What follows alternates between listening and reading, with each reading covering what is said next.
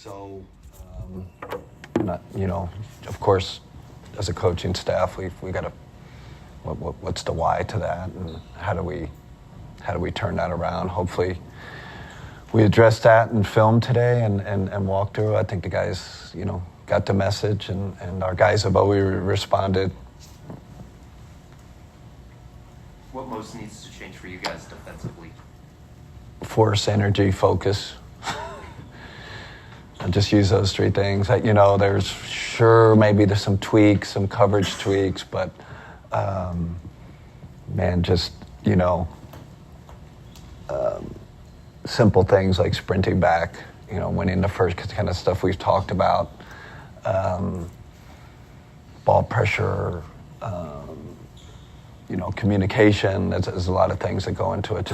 Sometimes you just got to go back, kind of like to your fundamentals, and that's always a fear, right? You do this elaborate game plan, and it comes down to like the force, how much force you play, how much energy you play with, and what was the focus like, just sometimes being in a simple shell position. I don't know, we weren't, strangely not locked in on both ends, because I think the poor offense led to poor defense. They were kind of connected. This game's connected. What do you use to measure contested shots, and where did you guys? I'm not going to tell you, Chris. Everyone's got their ways, and it wasn't below standards. It's not below standards? It was below standards, yeah. Below. This idea that shooting evens out over the long haul, how does that apply over a shorter, Yeah, no, and I'm not buying into that, like, because I watched the film, and there's no one more pro analytics than me, and I think we all know what the analytics said, and it was extreme, right? But that's not what I saw in film. I saw one team that was more aggressive, one team that was more focused, one team that made the other team uncomfortable. It's just that's the reality. I try to look at the analytics, to look at expected score and expect, sure, definitely look at it. It tempers you a little bit, but not this game. I'm not. Do you give any credence to the fact that they came off a series that was a lot more challenging than you could say you had? Yeah, it's funny, Jared. I thought that. Just because it was the Miami Heat, and Miami was fit. The first two games with Miami were nip and tuck a little bit. So I felt like we were challenged, and then we're focused to like kind of stamp that series out. So that's why this is a little bit surprising that we, I thought we're on this, we're just going to come out with the same focus and all those kind of aggressiveness, all that stuff, and for some reason we didn't, and it's at the end of the day it's credit to Indiana, because they took it to us, quite honestly, in every sense. You mentioned last night that you felt like the offense let you guys down, and mentioned their otherworldly shot making. After going back and watching the film, do you still feel that way? Yeah, I think our offense let us down. Spacing issues, screening issues. We didn't arrive alone. We would like to use that term. You have to arrive alone to get space and to make a play. And arrive alone, it means getting an advantage, and we didn't create advantages. And there's so many.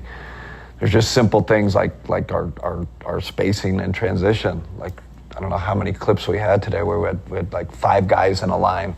Like, this is not good spacing, right? When you got 5 guys clumped, and again, I don't know if they hit us, and we kind of like lost the focus there, but it was kind of right off the bat, and I don't. Do we rely on our talent sometimes too much? You guys can just conjecture with all that. I would just say, my experience, it was out of character, and it's funny, it reminded me a little bit of the first time we played Indiana in January, right? And they kind of took us to it here, and we went there and kind of took it to them. So we got to change. Before we change coverages, before we make adjustments, we got to change our our focus and our energy and our aggressiveness. That's the simple story to that game last night, in my opinion. I know I asked you about Donovan's shot selection last night. You're taking 30 and Ty taking 20. Yeah, How do you feel that was part of it. That was part of it. Yeah, part of. I mean, showed a couple clips there where Don scored, and it was like, man, that's making it hard on yourself and us. Just and he's been phenomenal. And it's hard for him because he's got Darius is out.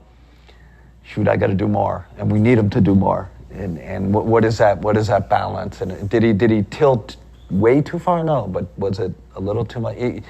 Even Ty. I mean, Ty's a heck of a passer, right? We it's kind of the way we've had great success offensively.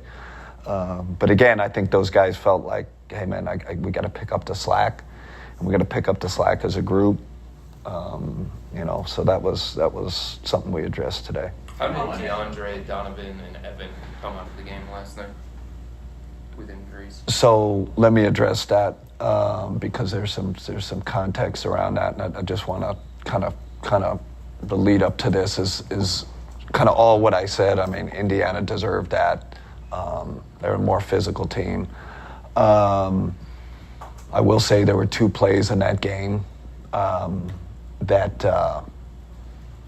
How should I say, and again, utmost respect for Indiana and Rick and how they coach, and I don't think they were dirty plays, but I think it passed the line of physicality, that line we've kind of been talking about, where it became excessive. So number one was the non-call on DeAndre's layup, which I don't know, everyone in the world just look at that play and they reviewed it, and I'm just like in shock.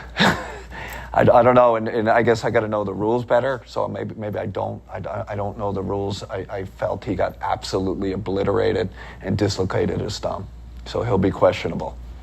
And then Evan, around the same time, I can't remember if it's before or after. Evan Turner contests his 2-point shot, comes clearly under him, right? And shooters need space to land, and is pushed off balance in kind of our opinion, and tweaks his ankle pretty bad. I think you guys saw him limping the rest of the game, and we there was a big push to get him out. He wanted to stay in. He'll be questionable. And these aren't drummed up. This is, so unfortunate for us. And again, I don't think this is on Indiana. They I have so much respect for how they play. They're hard playing dudes. Miles Turner's hard playing dude. But the fact of the matter, I think that's on the referees. And if the calls weren't, maybe they were missed calls, or maybe I'm misinterpreting the rules. But I have a problem when we got, two of our best players, doubtful for tomorrow's game. Just I don't. It's hard for me to get my my head around that when there were no calls on either one. So I haven't talked about referees all year, and I think the referees in this league are phenomenal, and they do a great job. And that was a darn good crew last night. Ton of respect for those guys, but for some reason, it bothers me that we're dealing with this. It shouldn't, at least there should be some, repercussions in terms of making the call. Was DeAndre right or left thumb? Can you just clarify? Use both doubtful and questionable. Yeah, I don't know. Are they in the same? That's semantics, right? Questionable is questionable. Whatever. Let's put it in that.